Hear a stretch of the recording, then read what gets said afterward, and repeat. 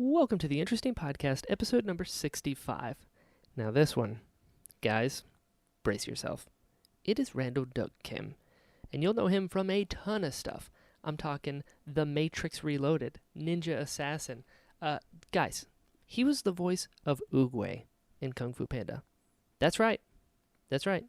I hope you're sitting down because Randall is delightful. Every now and then I'll have a chat with someone and just... it feels like kindred spirits, you know? And it's so much fun talking to Randall. Such a cool dude, extremely talented actor. We cover how he got his start in the theater, how his interest in the theater actually started with a makeup kit that he found in 6th grade.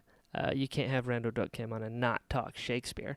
So obviously we did that. We talked about what it was like working on The Matrix, Ninja Assassin, Anna and the King. Like, guys, his resume is crazy. I also got some pretty good tips for some up-and-coming actors. We talked about Oogway. You can't not talk about Oogway. And, yeah, Randall's just so much fun. We had a great time chatting. You can see him in John Wick 3 coming out next year, I believe. Also, he's doing a show at the Centenary Stage Company in Hackettstown, New Jersey. It's called What is Truth and Does It Matter? It's really exciting. Definitely get out there, support. And, yeah, I'm going to stop talking so we could get right into it. This is a great chat with a great, extremely talented dude. Yeah, let's just get into it. I hope you enjoy the Interesting Podcast, episode number 65 with Randall Duk Kim. Theme song time.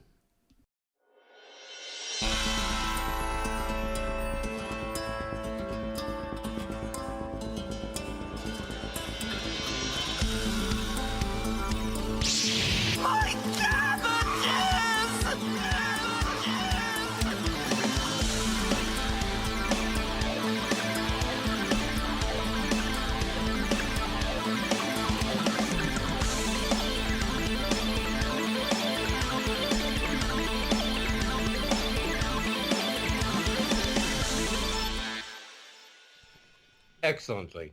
Fantastic.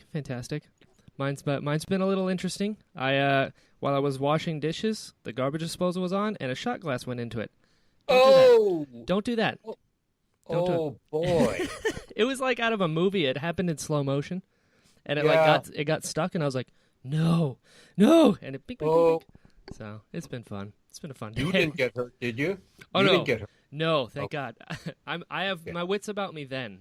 I was like, just turn it off quickly. So, good way to start the day. Oh, boy. Yeah. With a bang. Yeah, literally, yes. So, a new garbage disposal later. I'm doing well. Doing very well. That is amazing, all the art you have behind you. It's, illustrations and pictures, mostly of Shakespeare's plays. Yeah. Yeah. King Lear and... Macbeth and things you are intimately familiar with. Oh, yeah. I may or may not know a thing or two about your career. Oh, that's fine. That's just yeah. So I see you're a Star Wars lover. I mean, guilty. What gave me away? Your wall. Yeah. You gotta fly the flag as you do. Yeah. Yeah, dude, your theater career is insane. Like, amazing. Like, there are people that do theater and you're like, oh, that's really cool. But then there are people that do theater, such as yourself. And, well done. Well, thank you, Brian. When did you start? Listen, I bought my first makeup kit when I was in the 6th grade. Really? So I knew very early on. I had been taken to see a live performance of Oklahoma when I was in the 5th grade. Nice. Yeah, I bought a makeup kit when I was in the 6th grade. And then in high school, I was exposed to live productions of Hamlet, Oedipus Rex, and a bunch of other plays. But those impacted me in such a way that it determined my destiny, you might say. Sure. That's good. So the makeup kit, that was the end. I know. Well, I had to, I would take books out of the library and pore over them and look at how do you do that with nose putty or wax or, the Yeah. old-fashioned materials, grease paint and all that stuff? Oh yeah, absolutely. When you can start changing your own face, you're like, the possibilities are endless. Well, and we don't live in a society that's a masked theater, Right. like the Greeks or say the kabuki or anything like that. Sure. So the actor, I think it leaves actors not tapping into the full range of their imaginations, I can agree with that. you know? Absolutely. But Absolutely. when you don a mask, something happens to you inside. Oh You yeah. know, you become something other. For sure. For sure. That's the beauty of like kabuki specifically. It's a Yeah, whole like you're whole completely thing. gone in the Yep, mask and the thing, and then you can have more yep, freedom, you know? yep, yep, yep, yep. I agree. That's amazing. That's amazing. What was it about the theater that got you in? The performance moved you, just the whole spectacle of it all. I think the aliveness of it. Fair. It was just so different from movies, so different from what I heard on the radio. Hmm. It was immediate, it was alive. There were real people doing this in front of you. Sure. And to me, that was, I don't know, hit me in the heart. Yeah, it just connected. Just Yeah, connected. That's yeah. great when there's people like yourself that get impacted by these kinds of things because then you contribute to it and everybody wins. So, Well, yeah. I hope so. Yeah, it worked out. It worked out. Where are you from? Originally Hawaii, Really? What part? Honolulu. Right But, on. growing up, I thought I knew there was a world out there. And Hmm. so I was a little disgruntled of having to be stranded on a rock in the middle of the ocean. Of course. Of course. You know, Oh, the yes. world much more exciting beyond the ocean. It always is, isn't it? Yeah. I grew up in Florida. I'm in Florida now, and I've Aha. recently realized I totally do not appreciate it at all. People are like, oh, we come down to the beaches. I'm like, yeah, I guess. I mean, mountains I, are cool. yeah, I agree. It's wherever But you are. yeah, yeah, Man, that's crazy. So you were in Hawaii when you saw the theater and everything, or did you go away yeah. and then? Dude. No, the university was great, and we had a great community theater in the 40s and 50s. Mm-hmm. And I don't know, the university theater in particular had this great play series that a student attending the university could see some of the world's greatest plays for the full time that they were there. And two of the plays, of course, was Hamlet and Oedipus Rex. The Mm-hmm. others were King Lear, Cherry Orchard, Hedda Gabler, Everyman. So you got Tartuffe. Yeah. Got a real taste of world drama. Yeah, the good stuff. Yeah, yeah, yeah, yeah, yeah. There you go. Do you remember your first play that you worked on?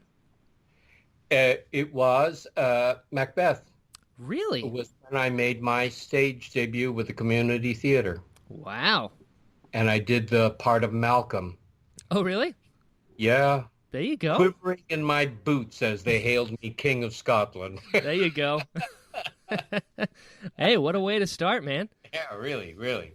Wow. That's crazy. Do you have is Macbeth your favorite Shakespeare play then? Being that it was like your first in, does it hold a special place? Oh, yeah, yeah, Yeah. absolutely. But the one at my age now is King Lear. Yeah, there you go. That's when you Yeah. get the meat. Oh, my heavens. Yes, yes, indeed. Dude, it's good stuff. It is good Yeah, stuff. yeah, So I know you've trained in theater. You've got a ton of stuff. You did Shakespeare. You've done Ibsen. yeah, You've done yeah, Chekhov. Do you have yeah, is Shakespeare the top? Is that your dude? Because they're all yes, great in different ways. yeah. He is it, mainly because we speak English. Fair. He's the greatest writer in our language. Totally. And when you're dealing with the other playwrights, you have to depend on translators. Mm-hmm. As my friend who was a classicist told me, if you depend on a translator, you're always going to be victimized.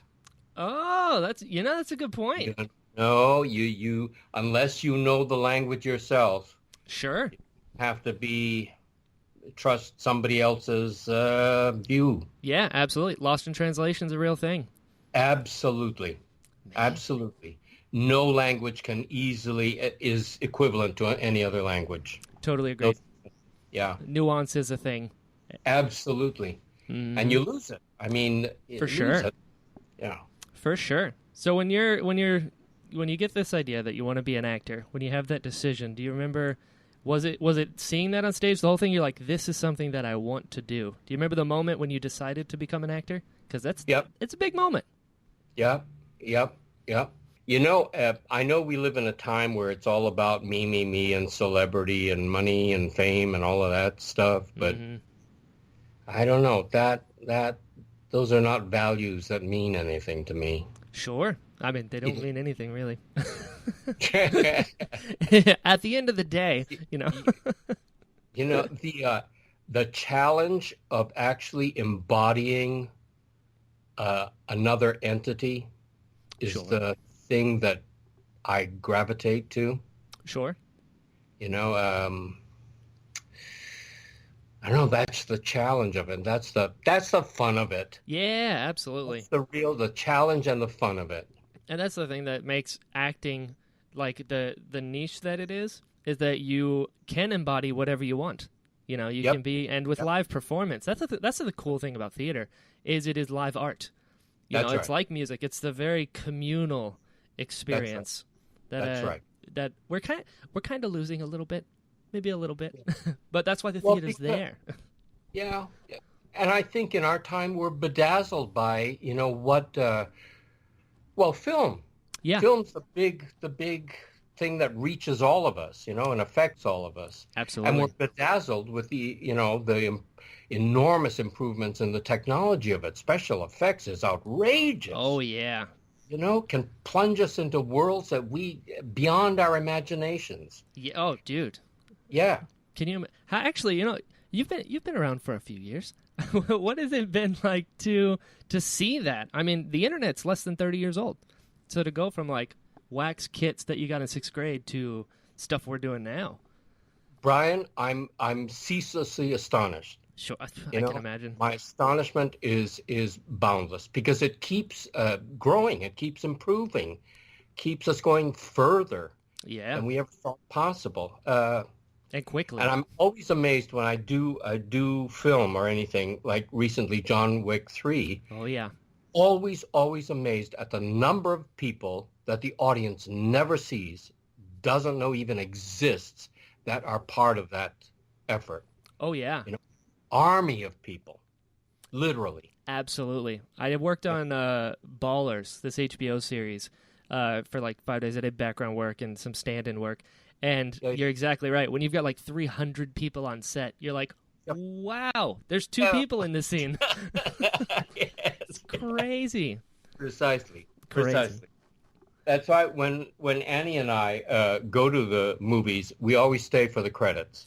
Same. Because I have to at least respect all the people that were part of the effort. 100%. I've made an entire show out of exactly that. Like I've had this podcast, dude. I'm a big Star Wars fan, and I've had so many creature performers on that are the people inside the aliens, and I'm like, talk to me. What is this like? Yes. Can you see? Breaking down their performance. It's crazy, craziness. Sure. So doing theater, doing Shakespeare. How do you memorize lines? What is the grit? Do you just repeat it over and over and over? Do you break down the intent and kind of go from there? What's your secret? All of it. Yep. Well, there are some lines that come easy and other lines that, you just have to wrestle it down. Fair. Yeah. Whatever works. Whatever means. That's right. It is an undertaking because I've seen footage of your Shylock. I've seen footage of you giving speeches you've been to the Globe. Yeah. Dude, what was that like? Brian, talk to me. That space, I stepped onto that stage and knowing that it had been designed and built by actors. Yes. Out of wood. Mm-hmm. Still standing. It was like an invitation that said, come, play now. You're on a playground for actors. So play, dude. Yeah. Play out. And so I wasn't prepared. I wasn't going to do anything like that, but it just struck me and I had to throw Shylock out into the space. Yeah, you have to. Yeah. Oh, You're in his any home. actor worth his salt would want to play in that. It's like being in a new playground, and oh my God, this is it. This is a place to make believe. Yeah, 100%. This is a place to really dive into it. Yeah, and now you can say you were Shylock on the stage at the Globe, where Shylock was. Like, think about this. That's right. Dude, that's so cool. Man. So what made you decide to go from the theater to the screen? Because you made the jump, and you made it well, I'll say. Well, for years and years, Brian, I said no to film offers. Sure. On the belief that I wanted to learn how to be a good actor. Sure. And I felt that the stage was the place to learn my craft. Mm-hmm. Of course. And then at some point in my life, after trying to work on my own theater with Annie and a good friend of ours, Chuck, it was time for me to say, what did I say no to? Right. I have to find out what I rejected for such a long time. Sure. It's like, maybe I'll look in the box. Yeah. And find out, okay, what's that about? Sure. And so I did. Is it true the first thing you did was Hawaii Five-0? Yes, I was a kid. Yes. Oh, my God. Talk about skeletons in the closet. Right. You were at the Globe doing the Shylock, and then you were also on Hawaii Five-0. Two historical things that you were a part of. Oh, my heavens. That's right. I've looked into a few things. You did. I mean, I try to come prepared. But that's do. Cool. That's cool, though. Throwing that one at me. I mean, that's what I do. I get you comfortable, and then I'm like, take this. And then you do it. Yeah, right. Lead you into the martial false sense art of security. technique. Yeah, exactly. Cool, let's have a couple laughs. What was Hawaii Five-0 like? That's cool. So you have this love of theater in Hawaii. So you had to have dreamt of New York. Yes. And you're in New York now, I'm assuming? I'm just outside of New York. I'm in Jersey. Oh, you're in Jersey. I see. Yeah. I see. I mean, less people, so slightly more livable. So what was that like going to New York for the first time? Full of wonderment. Sure. It's a different world, isn't it? Especially from Hawaii. I can't even imagine. But, I went there purposefully looking for theater and going to the theater. Sure. So I saw amazing performances, but it was a source of great wonder. New York is for young people. Is it, though? I'm sure some older people can hang. Yes, I've met some of them too. But Lord, it takes a lot of energy to be in that city. I believe it. it. Yeah, I'm in my late 20s and I'm already tired just thinking about it. So I've seen quite a few of your movies, and I noticed a thread here. Every now and then I'm like constantly on IMDb. I'll be watching a movie and I'm like, I know this person from somewhere. And I look at them, oh, they're in it. Oh, they're in this too. And The Replacement Killers was a bonkers movie. Yeah. You had a great little death scene in that. What was it like being in a movie in like that time? Because movies are so different now in the way that they're done. Yeah. It was pretty much my first big job. When I was hired, I was told I was to play a Taoist priest who was married and had a huge family with children. When I got wait a minute. to set, I was told that he wasn't going to be married, no family with children, and all my lines were to be spoken in Chinese. Oh, slightly different. It blew me away. I don't know Chinese from, Swahili, for God's sake. Wow, you did a great job. Oh, they had to find a coach for me the night before the shoot. Wow. It was horrible. If you really notice it, I garbled every single line so that it was totally incomprehensible. I mean, to be fair, you were dying. We'll give you a break. That's right, gurgling my way to death. It was horrifying. That's crazy. I didn't know you didn't speak. Do you speak any other languages? Nothing. What? No. Dude, in Anna and the King, you weren't speaking English that much? I needed a coach for that too. I was hired on the basis of that all my lines would be done in English, only to get there and be told that I had to speak Thai. Thai. That translates. That's the same as Chinese, isn't it? Both languages are impossible. Impossible. My ears don't work like that. My tongue doesn't work like that. It just... And I had to apologize every day for those that did speak the language. Please, I'm sorry, I'm screwing it up. Please forgive me. That's an actor, though, isn't it? Well done. Well done, Randall. Horrifying.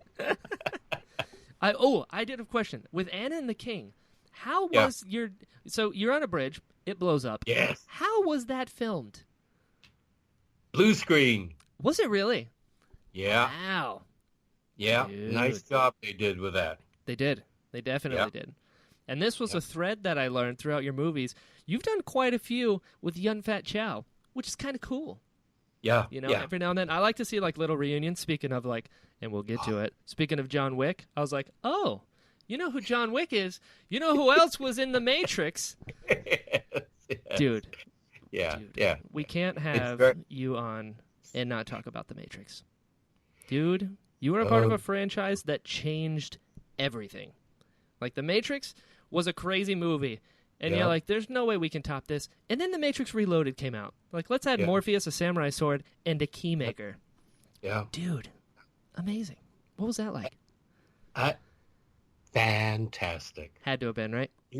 It was one of the better tasks I've ever been asked to do. The company was so generous. Everybody was on it. Everybody was committed to it. And in the middle of the shoot for that, of course, 9/11 happened. Right. So we wanted it to be a really dazzling piece of work. Mm-hmm. Yeah. No, it was a terrific experience. And I asked them, I wanted to do as many of the stunts myself as was possible and was safe enough for me to do. Sure. And even then, I would try to tread the line a little bit and say, can I do that? Can I do that? Dude, come on. Were you on a real motorcycle going down the interstate? Yes. What? Yes. And Carrie Ann had never taken a passenger on before. Oh my God. But was there any nervousness on her face? No. Right. Not a peep did she give away how terrified she was. Wow. Amazing. It was amazing. What? Yeah. Dude, how fast were you going? I would say fast. Pretty fast. Yeah. I would say What? 30, 40 miles an hour. Sheesh. Yeah. And you're on the back of a motorcycle with Trinity from The Matrix. Yes. What a trip that was. Cool. So you're riding on the back of a motorcycle with Trinity from The Matrix, and then you realize, oh, wait, I'm a part of this story as well. You look in the mirror, oh, it's the Keymaker, which is such... You get such cool roles in these movies, and there's parts when you're like, you know, I'd be fine with being like the bartender that's like, it'll be $4. And then you walk out and you're like, I was in The Matrix. Let me tell you about it. You're the Keymaker. That's so cool. You know, one of the things, though, that I was a little disappointed is that they had built the Keymaker cell. Mm-hmm. It was the most fabulous little cell that I have ever played. There were keys all over the walls. He had a little pallet on the floor in the back where he slept, you know. And I just wish the camera had held a little longer to show the all this effort and work. I mean, among the sets, the designers were particularly fond of that one that they had created. That's so this cool. little cell. Yeah. Oh, spectacular. Spectacular. Did you have a moment where you're like, I could probably take one of these keys? You can be honest. There were so many of them. How do you choose? Yeah. Dude, that's so cool. And The Matrix is such, like, even now with everything that we've done and like visual effects and everything, The Matrix is still like it's right there at the top of like you can tell in history moments that have changed things, and that was one of them. And dude, you're in it. Brian, I think too, one of the things about the first Matrix is that it posed a philosophic problem of is what we see reality? For sure. For sure. And that's a wonderful philosophic conundrum to chew over. And to this day, people are still like, would you take the red pill or the blue pill? And I'm like, I've been thinking about this for 15 years, and I still don't know. Do you really want to see what things are? That's right. Exactly. I mean, people still say follow the white rabbit. It means different things, but, you know. Yeah. That's crazy, though. And you had some great scenes in that movie as well. And you keep dying in movies, Randall. What's going on here? I'm the Asian that dies. That needs to be the title of your book. Yes, it is. The Asian who dies. There you go. In multiple languages as well, because you're a professional. Dude, that's so cool. That was another great little death scene with the keymaker. You shut the door. I remember. Yep. I'll never forget that because it was so quick too. And you turned around, and you're like, "Oh hey, oh no!" You shot. I've been shot.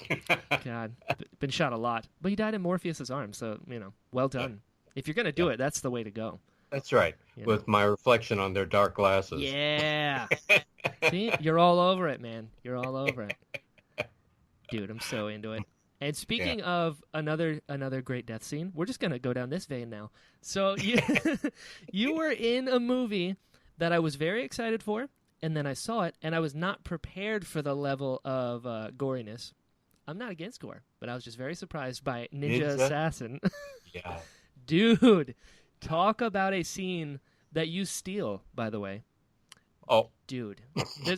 I love little nuanced characters that have, like, just tiny little things. Like, there are things in your performances that you do where I'm like, wow, that's an actor right there. It just felt so real and nuanced. Like, speaking of The Matrix, when Trinity, like, lands on the semi-truck and she's like, I need to figure out how to hotwire a motorcycle. And you're like, got a key. Like, you didn't even say anything. You're just like, got it. And I'm like, that's awesome. This is a little, because that's what would happen. You wouldn't be like, hold on a second, I've got a key somewhere. Here's the key. No, no essay here. Got it, dude. I loved it. And in Ninja Assassin, your character, like little things that make the world real, the fact that you're this guy who's a tattoo master who's been talking about ninjas forever, and everyone's like, don't worry, it's a crazy old man. He doesn't know what he's doing. And then you've got like a scar on the other side of your chest. You're like, you want to know why I'm alive? Because my heart's on this side. I was like, that is such a cool little thing. And then, well, I mean, it doesn't save you this time. You can thank the Wachowskis for writing the script. Dude, well done. Well done to them. And you bringing it to life. And the fact that the title screen is written in your blood. You're just racking up these cool things you can say later on. Dude. The cool thing about that, I actually had a lesson in Japanese tattooing. Really? Like the little tap things? Using the instrument that they actually do it with. Totally interesting. Yeah? Totally. Did you do one? Did you give someone a tattoo? No. I only learned the motions. That's fair. I think I'd screw it up if I actually did it. You need to have the instruments with you and just one little... And that'll be your tattoo mark. You're like, oh, yes, I've got the Randall tattoo. It looks like a freckle, but it's not. It's not, right. That's what I'd be doing, just going around to people. You're welcome. You're welcome. Memento from the shoot. Gotcha. Dude, great moment. So this is like, in essence, the best part about being an actor is you get to learn all these new skills and things. Absolutely. Like how to pretend you know how to speak multiple languages. Absolutely. How to ride a motorcycle. Learn to ride a horse in Anna and the King. Yeah. You've never ridden a horse? Oh, my God, that was fun. Rode on an elephant in Anna and the King. How was that? Oh. Yeah, is it cool to see a creature that big and then to get on top of it? It's cool. Dude. Nothing like it. Dude, that's so awesome. Yeah. Oh, yeah. And just, dude, that's awesome. You've ridden an elephant. You've done some pretty cool things now that we're tallying it up. Yeah. I I never Real or thought fake, you know? before, but it's pretty exciting. Yeah, that's the other half of my show. It's just me trying to help people appreciate things they've already done. Well, we tend to forget, I think. That's why I'm here. This is a service that Thank, I provide, and I'm thank you, glad Brian. I could be here for you. Great. You were also part of another cinematic masterpiece that I like to call Memoirs of a Geisha. I don't know what everyone else calls it, but that's what I call it. And you did very well. You got to pretend to be a doctor. You look like a Yeah. doctor. You had your little thing in your forehead, which is what makes a doctor. That's what I Yeah. know. So how was that? You know, at first when I auditioned for it, Mhm. early on when Steven Spielberg was going to direct it, Sure. they were looking at me for the character whose face was deformed, Oh, really? burned. Yeah, yeah. And I had these visions of, oh, they're going to do a great makeup. They're going to make him partially bald and really scarred up, and Yeah. because he's called in the novel lizard looking. Oh, perfect. And I thought, oh, that would be fun to do, Yeah. But when the movie finally came out and done, they kind of minimized that makeup Mm-hmm. on the character, Oh, yeah. He should have looked really... Yeah. It's you in So sixth grade again with the makeup kit. You're like, just give me a new nose. Yeah, you're right.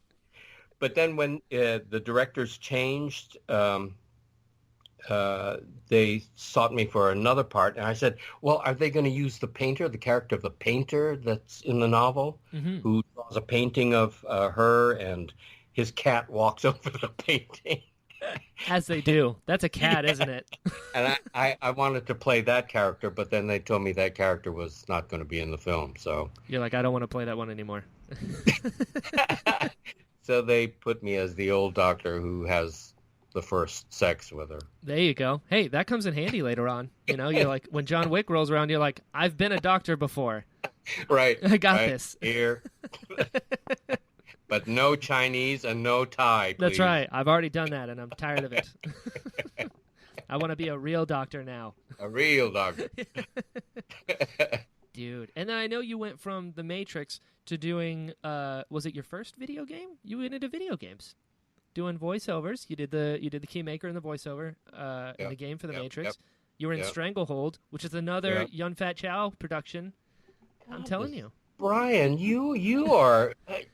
I don't want to say I'm a fan because that'd be weird. You're just digging stuff up. I thought it was I'm a long professional, ago. Randall. Yes, you are. You are. I'm trying to impress you. Is it Down. working? Bow down. So what was it like going from? So you've done theater, you've done screen, and now you're doing video games. Was this your first voiceover kind of production thing? And what was that like? Yep. It was fun to do. Yeah. But because it was my first, I was, finding my way. Sure. No, I really enjoy those. Yeah. I enjoy voice work. Yeah. I mean, you do very well, very very well because. Oh boy, are we jumping? Let's get to them. Are you ready, Randall? You know where we're going. You are the voice of Oogway. You are Oogway in Kung Fu Panda, which, let me tell you, I'm letting it fly now. We're comfortable enough. I think we're friends. I'm a massive Kung Fu Panda fan.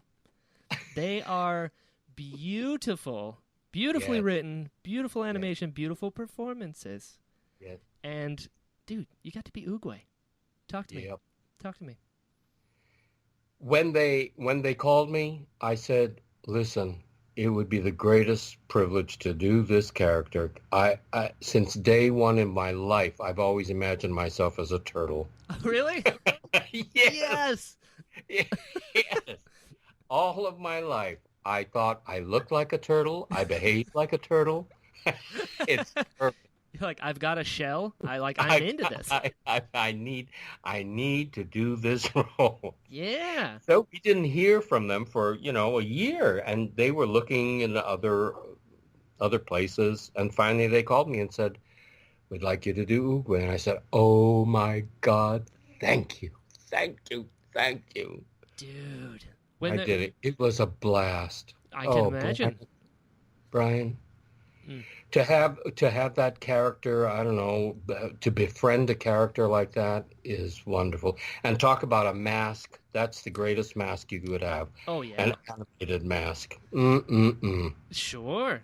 How do you do that? Actually, that's a good point. I've done a couple things, and I've done ADR once, Yeah. and take it back. I've done it twice, and it's really weird because it's like do the performance you did out there, but in a booth by yourself, and match your lips up. But for voiceover, I've seen some behind the scenes stuff of you as Oogway, and you just can embody this thing. Like, how are you doing that without like going all out? Well, probably because you're a good actor. I mean, I can answer my own question. I do go all out, or try to. Yeah. I try to give the animators as many options as I possibly can come up with. Sure. If they want it slow, they get it slow. I'll do it fast. I'll do it slow. I'll do it loud. I'll do it soft. I'll try to think of as many different ways so that when it comes time for them to put it all together, they have things to work with. Smart. You know? And that's probably why they love you, because stuff like that. But I even do that now, like in John Wick. Instead of just simply repeating a line reading, Sure. which I abhor, I'll try to find a new way to do it with every take. Yeah. So that they'll have some choice. The editors will have some choice in the matter. Sure. I love that. You know? And that's the fun of it, too. You can kind of keep it lively and change it up, and then you don't get bored saying the same line 100 times. Absolutely. I know I had Annie in hysterics when I had to do fight sound noises. Ooh, and ahs, and oh, yeah. hits, and taking a hit and all of that. This time you're hitting the stomach. Okay, hitting the stomach. Now you're hitting the head. Oh, boy. Yes, I'm running out of hit sounds. Right. Dude, Oogway. Oogway is one of those roles, man. And you get, like... I just quoted Oogway the other day, actually. Someone was talking about, like, oh, well, I know what I have to do, but I'm just going to try to get around it. I was like, one often meets his destiny on the path. He chooses to avoid it. My favorite quote. It's so good. You have such wisdom as Oogway. Who'd have thought? You've played all these, like, masters going on, and then it's the turtle you were destined to play that gives you the lines. Dude. It is. And that line, Brian, Annie and I are about to launch off on a project called What is Truth and Does It Matter? Yes. And the first play we're doing in connection with that is Oedipus Rex. Oh, sweet. And if any line connects to Oedipus Rex, it's Oogway's line, one often meets his destiny on the road he takes to avoid it. So good. Perfect. Perfect. I mean, it would be a turtle that knows these things. He's been alive forever. Yeah. It just makes sense. Yeah. Oogway's such a good character. When you did the first one, did you know you were going to do more? Was it like a thing, or? I had no idea. I was deeply impressed by the first one. Oh, same. That was the most beautiful death scene anybody could ever have. Right? Dude. Yeah. Dude. Yeah. In the blossom tree. That's right. It's disappearing into the universe. Yeah. I love that. And the fact that he knows it's coming, he's like, hold my stick. Yeah. Full on, like, I gotta go to this other plane of existence. Yeah. And you know what? Another thing I love about Oogway is he's this like super wise guy, who's been around for a bit. He knows all these things, but he's just kind of like when he goes to blow out the candles, it's one at a time. Like, he's got time. Brilliant stuff. Or when he's meditating on the top of his stick when we first see him. Yeah, and he's. You think he's straight up, and he's like on his neck. You're like, this guy is not what he appears, and I'm so for it. Yes, and then in the third one, you get like a great little battle in the other realm kind of thing. Yes. And I love this part when Poe is like, "Can I go back?" And he's like, "I don't know. I've never tried." I was like, "Of course he hasn't." Yes. It's so good. I've often thought if they did a series, I don't know, of Oogway's travels, how did he become this wise? How did he? You really, yeah. How do you make a series out of it? If he's 500 years old, and he came all the way from the Galapagos. Yeah, you're right. How did he end up in China? Oh, yeah, because we get, like, little things. In the third one, we see him training with pandas, so he's been around. Yeah. Dude, so how do we greenlight this? How do we get a series? Dude, even if it's like a radio drama, let's figure this out. Just Oogway, do like an Oogway's journal. It's like, oh, I did this back Oogway's then. journal, that's good. I like that. I'm here for you. We got to make this happen. I'm so into it now. I'm gonna start a thing. That's so great. Brian. So do you have a moment? Well, so when you're coming up with the voice for Oogway, did you see him first and you're like, all right, this will inform, or did they tell you he's a turtle and you kind of went from there and then they built the character around that? Well, I gave them some options, and then that's the one they kind of settled on. Oh, sweet. So there's different Oogways out there. There's hidden No, alter there's Oogways. only one now. Yeah. That's right. They can make a whole other movie with like an alternate Oogway. You're like, you don't want that one. No. That's His cool. long lost brothers and sisters. Yes, what? That's right. That's right. There's Oogway. There's Oog that way. There's Oog this way. That is amazing. So when you're recording things like Oogway specifically, are you doing the sessions by yourself? Are you with the other cast? How was that done? They tried doing a session with Jack Black and Dustin Hoffman. Didn't work out. Ah, sure. So they decided to do everybody by themselves, and then they would put it together. Gotcha. That's how most things are done. I've come to find. Yeah. Because the art is in the ones who put the thing together. Exactly. I've learned in film, in animation, and all of it, as opposed to the theater, your performance is not your performance. It's You're being right. owned and formed by somebody else. That's a good point. You're All you do is contribute to the raw material sure. so that they can create the story or whatever. I But never thought on of the that. theater, on stage, it's you. Yeah, literally. Curtain goes up, it's you till it comes down. Mm-hmm. And you're responsible for all the fuck-ups and for all the good things, whatever happens. Oh yeah. You are it. Oh yeah. And if the tomato flies, it's hitting you. You know? There's real risk involved. Right. That is correct. That is crazy to think about. I never thought about that because I've had on visual effects artists from like ILM on the show before, and they talk about the compositor is somebody who's like at the end of the pipeline, like somebody's working on this of one shot, and the compositor puts it together. And yeah, I never thought about that. That an actor's performance is a piece that is put into the mix to make. That's right. Wow. Raw material. Sure, that's You know? crazy. I like it. But I do too. And when you accept it, if you accept that, then give them the raw material. Give them everything you've got so that they can use it to create with. Yeah, no, that makes total sense. Because then you're hired for the job. You're there all day. You might as well have some fun with it. And, Absolutely. And there's Absolutely right. you hear stories all the time about like, oh, he tried something different in this scene, and we actually worked it into the scene. So you just never know. Yeah. I like it. Yeah. I like it a lot. Yeah. That's so good. So we're going to announce Kung Fu Panda 4, The Trials of Oogway. And it's going to be just that, and I need it. I need it real bad. Well, you know, what is the journey to become wise? What is that? I mean, the writers would have to really put their heads together. And how does one become wise? What is that? Exactly. Is there a point in knowing? Yeah. It's like, are you wise because you don't know you're wise, and do you become less wise by accepting that you're wise? Like this is the red pill, blue pill, Randall. Yes. We're talking animals. That's right. Yeah, exactly. Wisdom from the mouths of babes, wisdom from the mouths of turtles. Yes, We found 2 titles for books so far. And then we talk about how you have like threads that come back and forth. You know, you worked with a lot of Young Fat Chow stuff, and then you worked in The Matrix, and then you come around to one of the greatest action series of all time, in John Wick. Yeah, you got to see Keanu again. That's pretty cool. What was that like? And that's why I did 3 this time. Yeah, because I wasn't in 2, and then they called, and it was a chance for me to at least. At my age, I'm always thinking of the end. Sure. Because it's super far away, and you're like, better start preparing. Well, and I did. I like to think. I like to make a pleasant and nice farewell with friends who I've worked with before. Sure. Like Keanu and Chad, the director. Yeah. That's pretty cool. I'm super excited about it.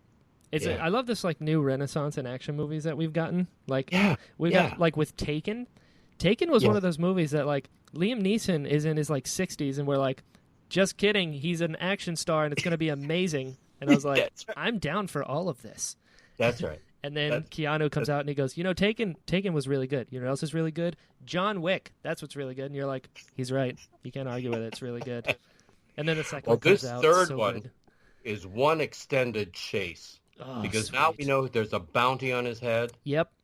Every hitman is going to be after him. Oh, yeah. Whole world. I saw that bounty.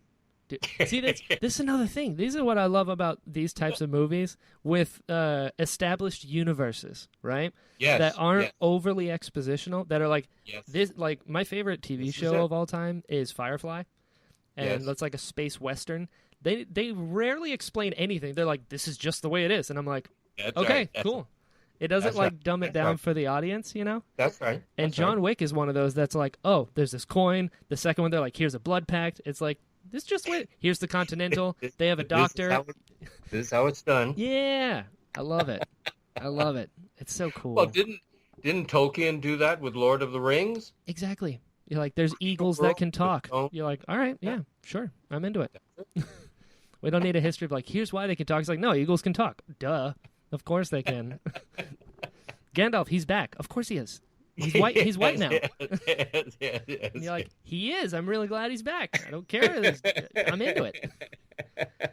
It's so cool, dude. Yes. You've been in some cool stuff. You've been in some really cool stuff. Do you have being that they're so different with voiceover from video games to animated to film to theater? Do you have a preference, and why is it theater? It's alive. It's alive. I mean, there is the immediate return. You know what I mean? With theater, it's like you're in there, you're with a crowd of people, you're a real person up on there. When there's jokes, you hear the laugh right away. Yep. When there's other things, Yep. That's a good answer. Yep. I'll accept it. Yep. Which one did you find the most difficult out of the mediums? Yeah, let's get the hard questions in here. That's a really hard one because film has its own difficulties, particularly long hours. Oh, yeah. And adjusting to the fact that after the machinery has been set up, you got to be on. Oh, yeah. So you got to find the way to get that energy up and be present and alive in that moment. Sure. The theater is demanding because it is physical. Absolutely. You know, you have to fill the space with your presence, your voice, with everything you've got.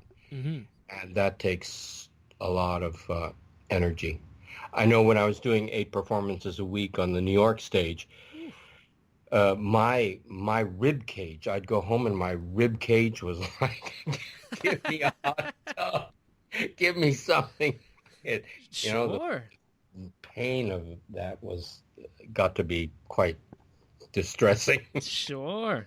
That's the thing about theater as well, is you have to project. You know, it's for the people in the back. So here's something I've always wanted to ask.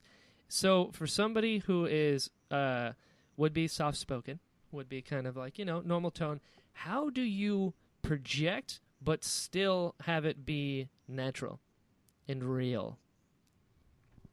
I think it comes from acknowledging the actual space between you and the other character, and to speak as if you're just filling that space, even though it's a trick and it's being thrown to the back of the house.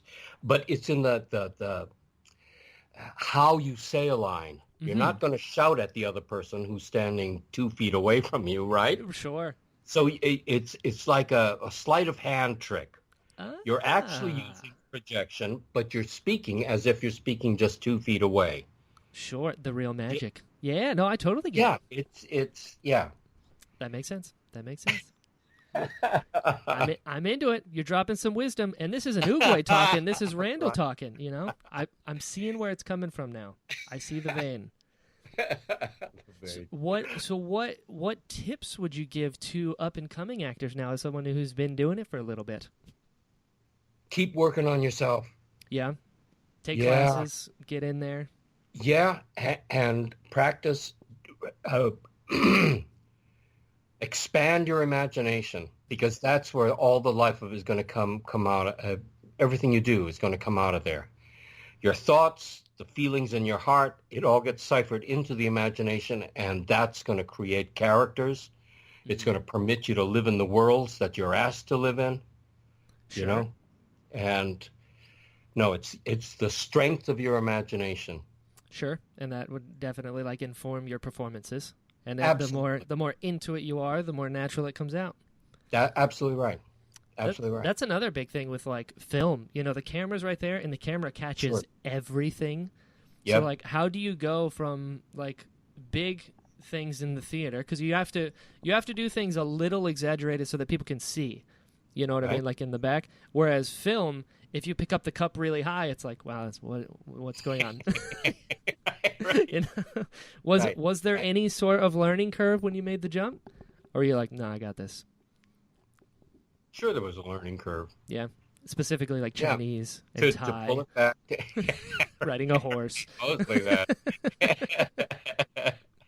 but learning restraint and learning to be economical in front of the camera. Mm-hmm. Not to lose any of the inner energy, the inner stuff that goes on, Sure. but to moderate the expression that those feelings generate. Sure. I'm into it. There was one thing I heard a while back was like the camature. The camature. That's a new word. We're using that now. The camera. Like, I'm going to invent a camera called a camature just so it's not a flub anymore.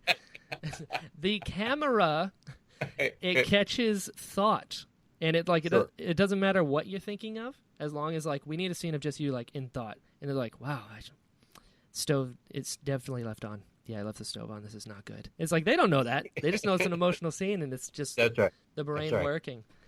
It's through the eyes. Yeah, the windows to the soul, some might say. Mm-hmm.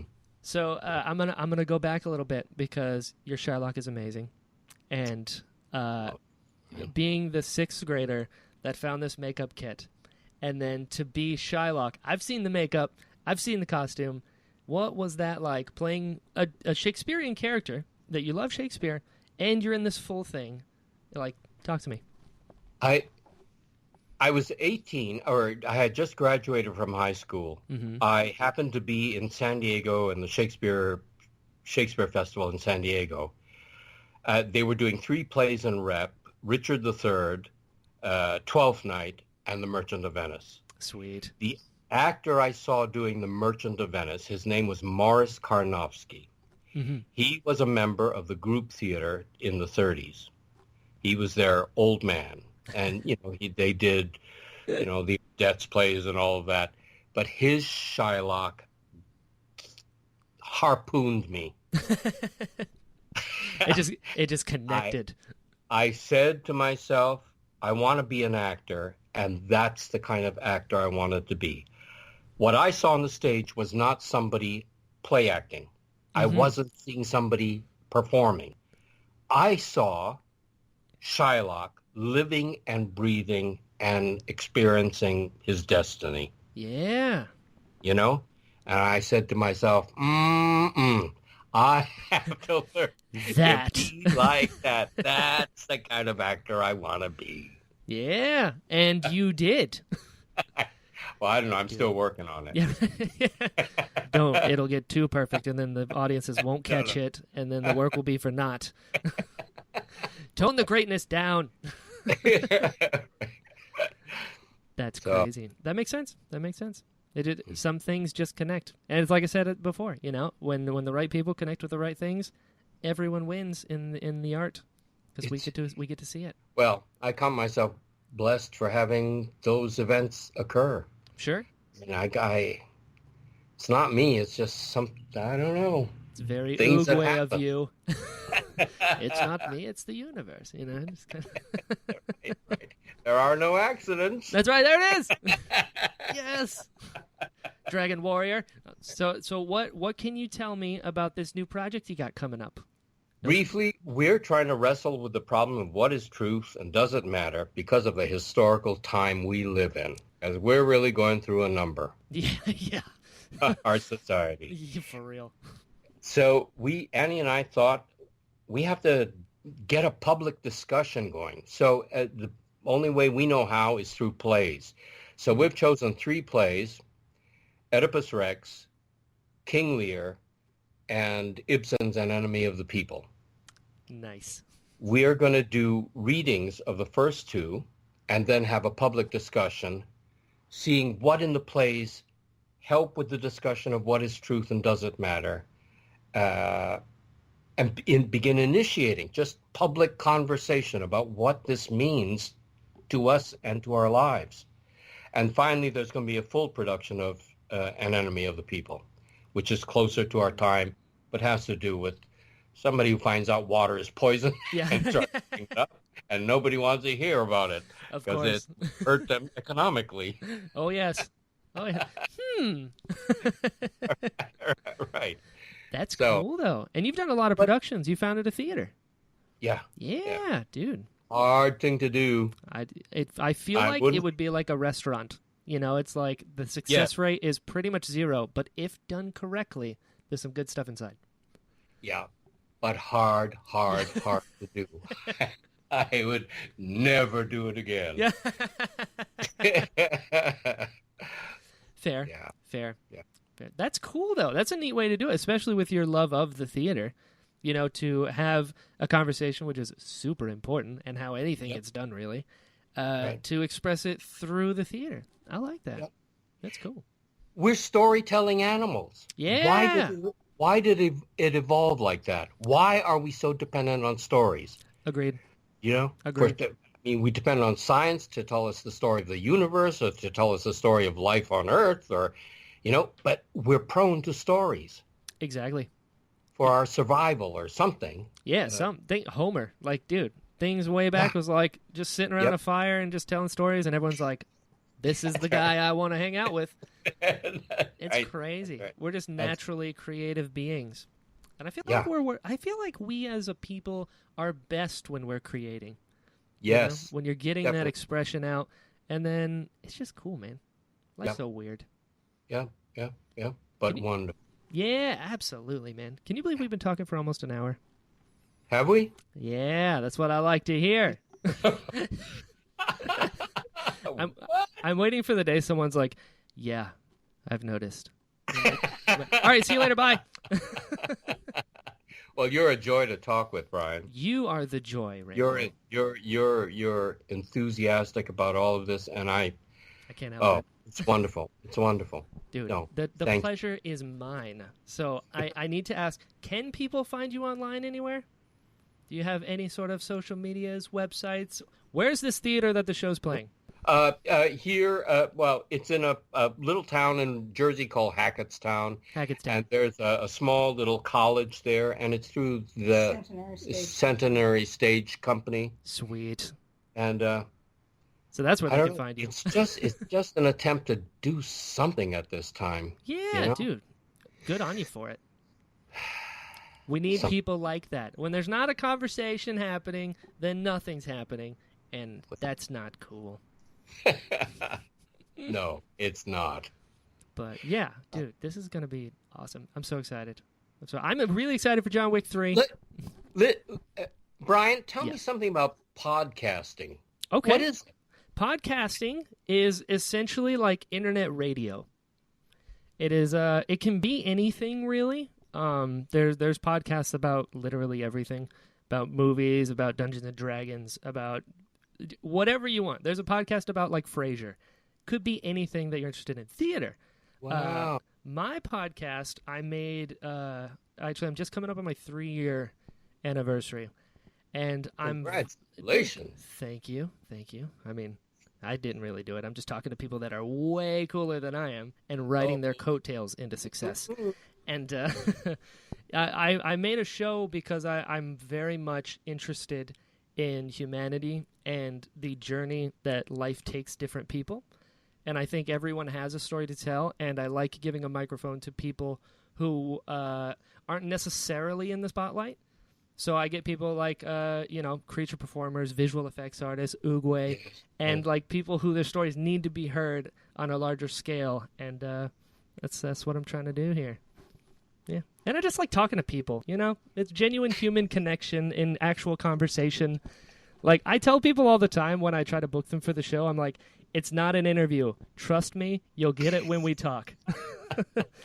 I've done, I think, 2 shows probably where it was very much an interview and they thought it was an interview, and I would ask a question and they would give me an answer. And I'm like, oh, okay, next question. How about this? And then it just didn't flow, and I'm just talk to people as people, you know? Gotcha. Yeah, so that's Very podcasting. What is acting, Randall? It's to be in action. Yeah, right. Fair. Perfect trade-off. Listen, I want you to meet Annie. I would love to meet Annie. This is Annie. Hi, Annie. I'm Brian. Hello. It's so nice to meet you. We know each other already. Yes. It's so nice to meet you. How are you doing today? Too. Great. Good. Yeah. I try. I mean, it's Randall did all of it, really. I just made up space in between his amazing stories. I wish they were more amazing. I feel so drab in recalling things. Oh, dude. That's why I'm here. I walk you through your life. Like, remember that cool thing you did? Now, you've done film too, haven't you? I have done a little bit, yes. It's I feel weird about it, I'm not gonna lie, because being an actor nowadays is so common. You know what I mean? It's like, oh, I'm an actor. It's like, okay, but like, are you, kind of thing? And I feel like I haven't quite earned the title yet. But yeah, I've done a few features. I've worked in background on some big budget TV. I've done some indies, little things, and just trying to, get in there. Yeah. But that's great. Brian, do you ever do stage? I did 4 years of drama in high school. I have not done local theater yet. I did children's theater. I did Beauty and the Beast. Yeah. And that was so I had a very moment with doing Beauty and the Beast, because it wasn't the Disney version, it was a different version, and I played who would essentially be like the Lumiere character. It was Beast's right-hand man guy. And I remember he was like, this little kind of hunchback sort of guy, and I didn't understand projection yet and like making big movements, so I would like kind of hobble in a little bit, and I crossed my eyes thinking like, oh, this is going to be great. People are going to love it because they're like, oh, he's kind of weird looking, like his eyes are different. So, wow, what a character. No one can see your eyes on stage. So I would come off thinking I was this genius at like 12 years old. And I was like, did you see like the thing I did? And they're like, no, we didn't. So it's been a learning process. Yes. I think we've all been that way. Yeah. That's the other reason I have the show. I'm just cheating, and I'm talking to these amazing actors that I am a big fan of, and be like, what are all of your secrets? So, welcome to my show. I have none. That's right, yeah, exactly. Yeah, don't give me that oogway. I can give you 5 oogway quotes right now that say you know. Oh, Brian. This has been great. Dude, we got to have you back on. If you ever want to come on and chat about anything, dude, I'm here. I just like... Okay. Yeah, it's a good time. Okay. So, yeah. All right.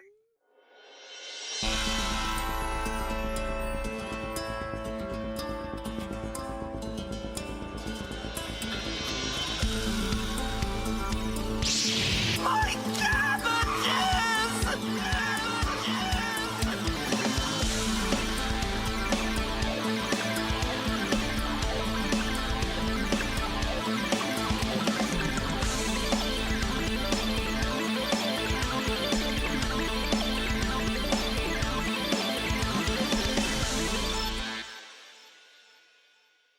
Hello, friends. Thank you so much for listening to this episode of The Interesting Podcast. If you enjoyed it, stop by iTunes, give it a 5-star rating. It really does help push the show to the front of the algorithm so that more people can find it. If you'd like to follow me, I'm on Twitter, Instagram, all that stuff, as Jedi Brian. If you'd like to follow the show, it's at Pod of Interest on Twitter. Also, I've finally broken down and made a Patreon. Yep, I did it. If you'd like to support the show, you can do so at patreon.com/JediBrian. On that note, special thanks to Chris, Ben, Jim, and Daz. Your support means everything, and I cannot tell you how much I appreciate it. Until next time, be well.